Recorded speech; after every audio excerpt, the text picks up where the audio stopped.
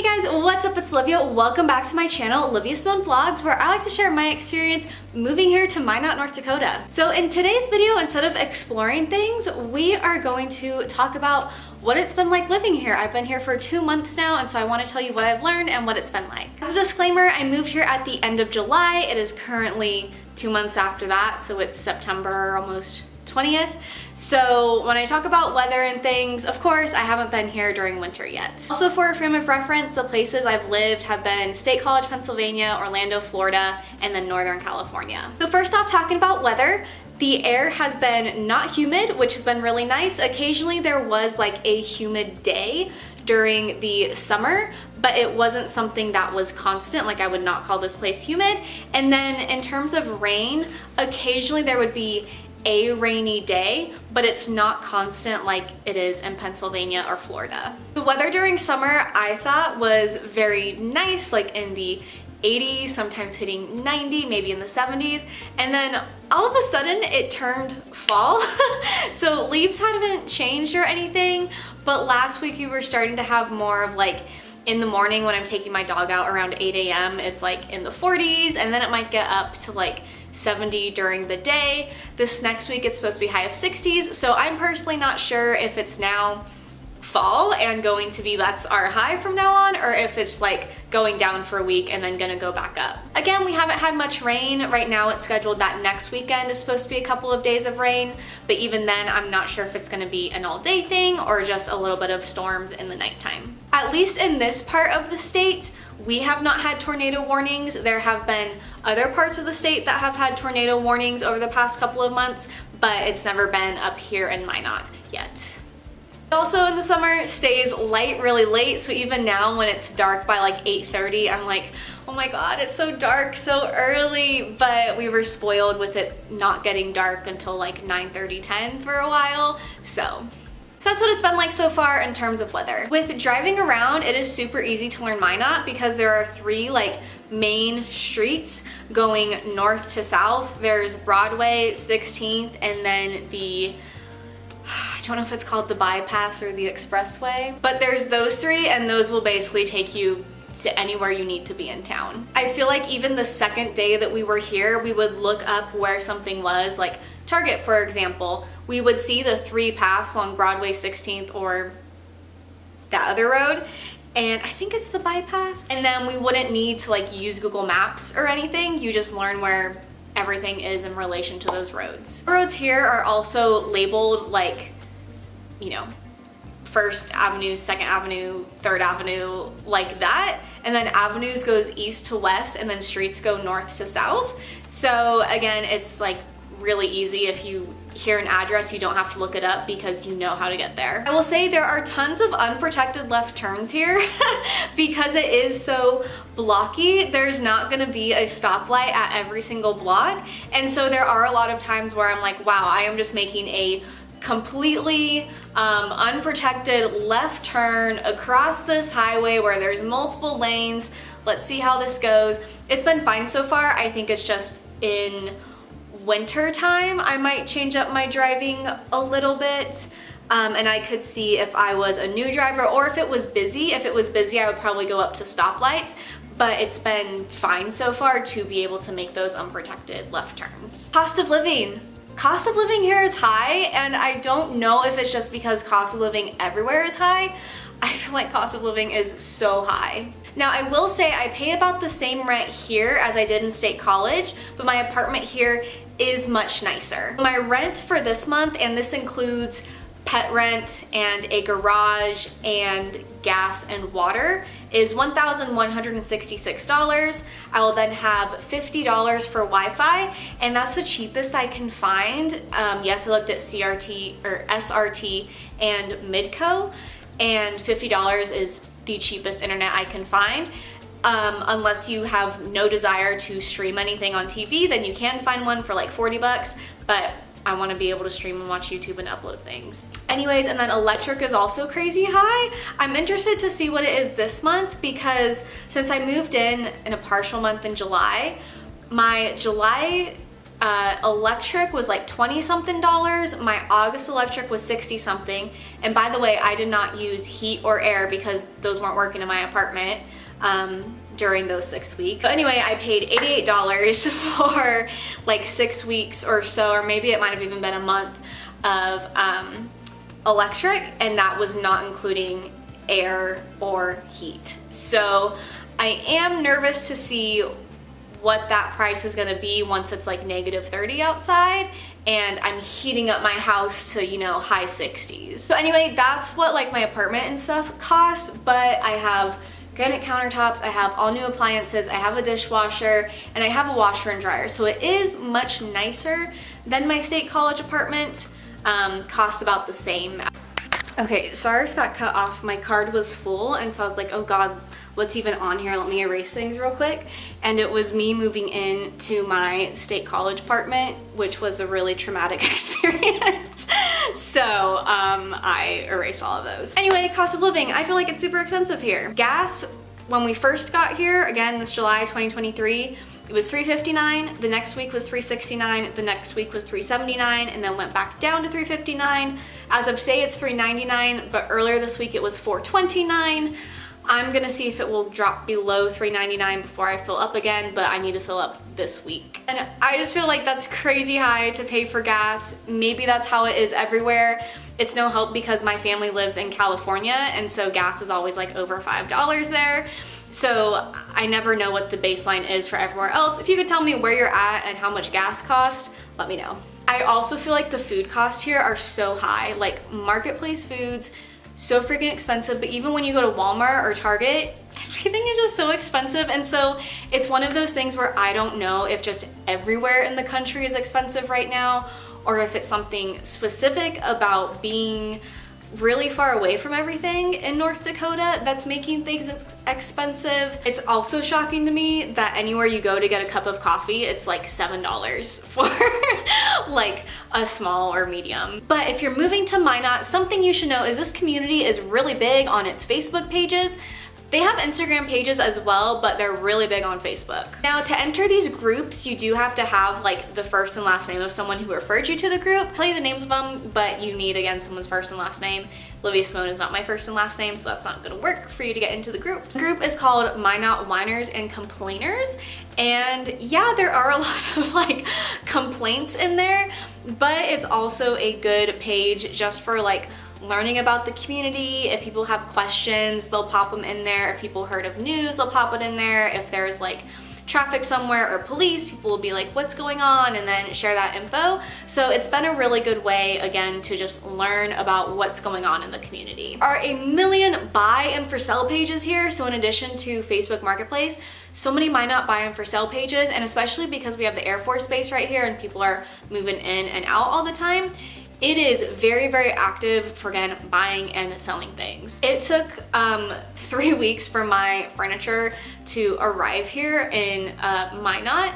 And so during that time when I was like, I don't know if my furniture is ever gonna come, it was actually, I was like, okay, it'll be okay because there's people at the base selling, you know, a dining table, selling a treadmill, selling bed sets, selling dressers and nightstands. So I was like, okay, I'll be able to find furniture. I don't know about furniture stores here, if they have them or what those are like, but again, at least the buy and for sale on Facebook and Facebook Marketplace is huge. Also, so many garage sales and yard sales. So if you're into that kind of thing, plenty of that. The food truck scene is also pretty big here, and so there is a page that kind of tracks the food trucks and will tell you where they're going to be at each week. Sometimes they're going to be at campuses, whether it's a high school campus or the college campus. They are also at farmers markets, and sometimes there are even like food truck events where a lot of them are going to be. I've only gotten to eat out of 2 food trucks so far, but they have been really good. There are also, at least in summer, so many events going on. So there's the farmers markets, which are happening multiple times a week. They have things on Main Street during the summer. I know Minot State coming up has like an arts festival, and then the community has Hustfest. There was also the state fair. Hustfest is a large Scandinavian festival that is happening at the fairgrounds as well. I also keep saying things for different like rodeos happening and like bull riding or things like that happening at the fairgrounds. And then I also see events like paint and sips, If you're into sports, the Hot Tots, which is our baseball team, they stopped playing about a month ago, but the Minotaurs, our hockey team, started playing this week. Now, when you move to Minot, there's gonna be a lot of people who absolutely hate it here.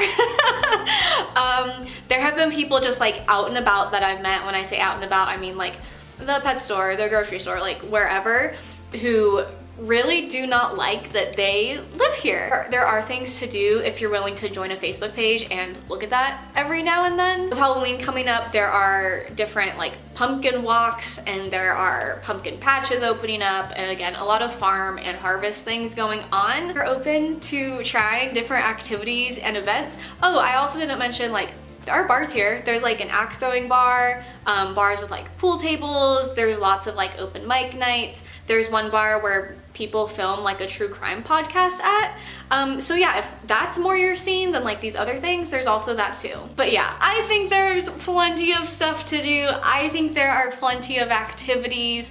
Not to mention there's like church and working out and like those kinds of things too. People who hate it or love it. There are people who are here and they're like, yep, we are moving in May 2025.